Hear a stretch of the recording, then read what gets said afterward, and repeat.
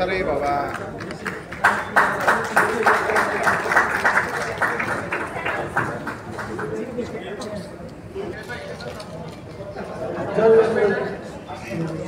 मधु पीछे ना थोड़ा बहुत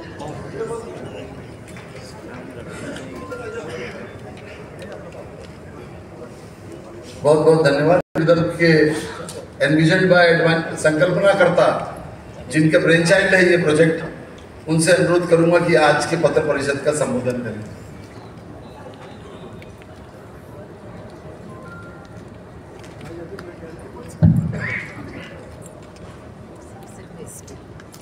मंच पर उपस्थित सभी सम्मान्य अतिथिगण, विशेष रूप से एडवांटेज विदर्भ और खासदार औद्योगिक महोत्सव, ये दोनों प्रमुख नाम तो है, उसके साथ विदर्भ एसोसिएशन, जो एसोसिएशन ऑफ विदर्भ इंडस्ट्रीज, ऐसा मिलकर ये कार्यक्रम कर रहे हैं 7 से 9 तारीख तक।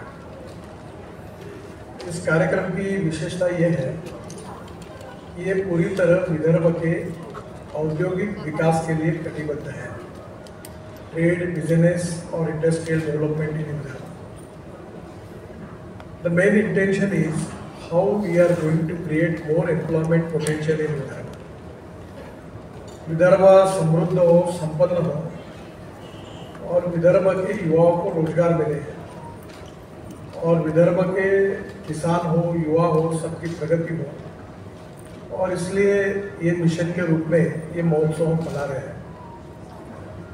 इसमें मुझे बहुत खुशी है कि पिछले जब हमने कोशिश शुरू की तब से केवल मिहान में 1 लाख रोजगार अब क्रिएट हुए हैं, जिसकी लिस्ट मेरे पास उपलब्ध है। और एडवांटेज विदर्भ के माध्यम से मिहान और विदर्भ का इंडस्ट्रियल एरिया है वो पकड़कर कम से कम अगले 4 साल में करीब 3 लाख से ज़्यादा युवाओं को रोजगार तैयार करना हमारा उद्देश्य है।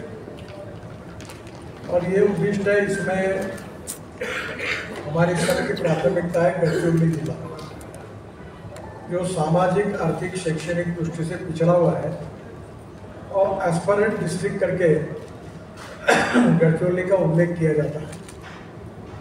वहाँ आयनो है और मैंने बीच में ये विश्वास के साथ कहा था कि गढ़चिरौली जिला ये महाराष्ट्र को सबसे ज़्यादा रेवेन्यू देने वाला ऐसा जिला निश्चित रूप से 5 साल के अंदर होगा। वो सपना पूरा होने की तरफ जा रहा है और बड़े समय, बड़े प्रमाण पर एक स्टील इंडस्ट्रीज का हब अब गढ़चिरौली और नागपुर विभाग में बड़े प्रमाण पर स्टील इंडस्ट्रीज आ रही है।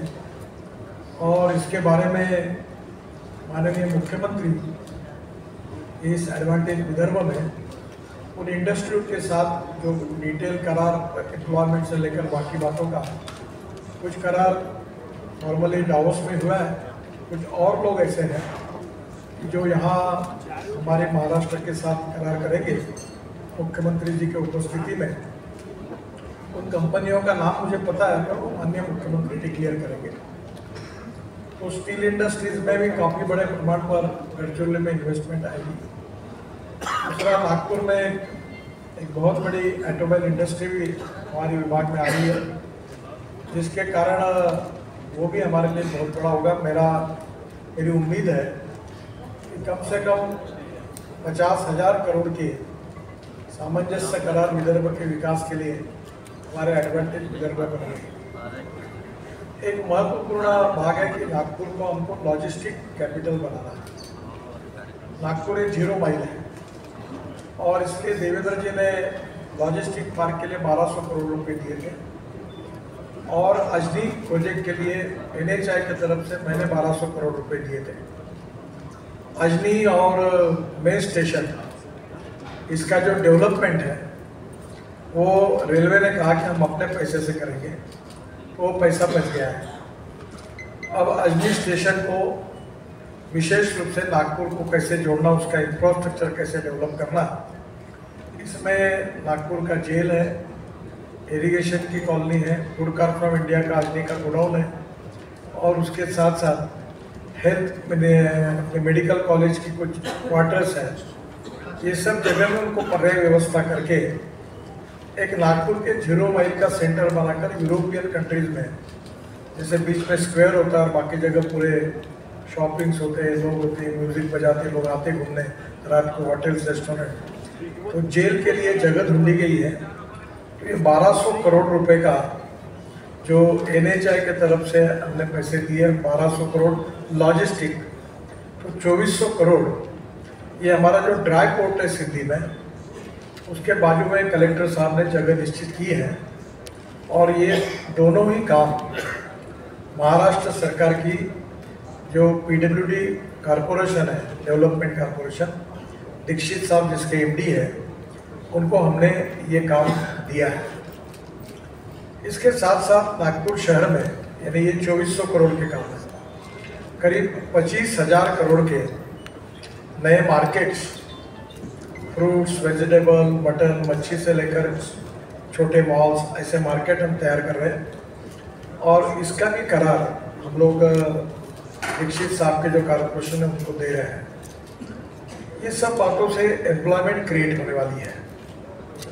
इसके साथ मिहान में काफ़ी गति से डेवलपमेंट हो रही है और मिहान में बड़े प्रमाण पर काम होते हुए उसमें नए IT कंपनीज भी आ रही है। और विशेष रूप से अब मिहान का एक्सपेंशन करना चाहिए, इसके बारे में भी हमने मुख्यमंत्री जी की तरफ मांग की है। मैं हमारे औद्योगिक महोत्सव समिति के पदाधिकारी, विशेष रूप से आशीष काड़े, शर्मा जी और गिरधारी जी को सबको धन्यवाद दूंगा कि हमारा नागपुर का एयरपोर्ट फंसा हुआ था, उन्होंने विशेष रूप से प्रयास करके एयरपोर्ट क्लियर हो गया है और अगले 2-3 महीने